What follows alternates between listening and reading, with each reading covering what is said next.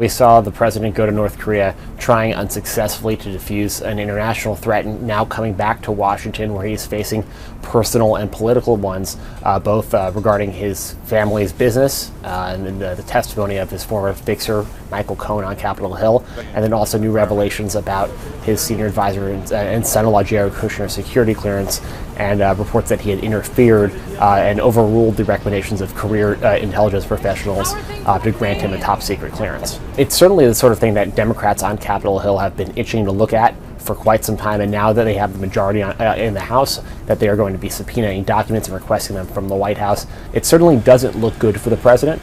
There were widespread reports over the last several years about foreign governments trying to influence Jared Kusher, his financial liabilities that made him a potential risk. And we know that career professionals at the White House and the intelligence community did not want to grant him a clearance because he didn't meet their thresholds.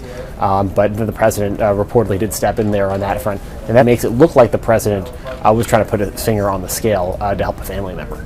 He is a racist, he is a con man, and he is a cheat. Certainly, the president had some pent-up frustration with his longtime lawyer and fixer. Now that he's back in Washington, that he vented on Twitter. He's trying to undermine Cohen's credibility, and by even his own admission, Cohen is not the most credible of witnesses. The challenge is he more credible than the president?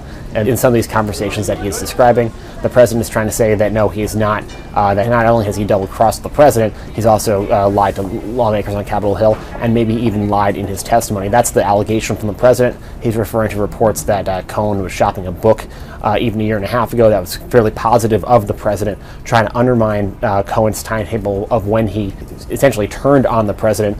In a way, he's somebody who spent years shadowing Donald Trump, learning from him, and here he is deploying, in certain respects, some of the same tools that Donald Trump used against his political opponents back in 2016 and had used in public life for decades before that.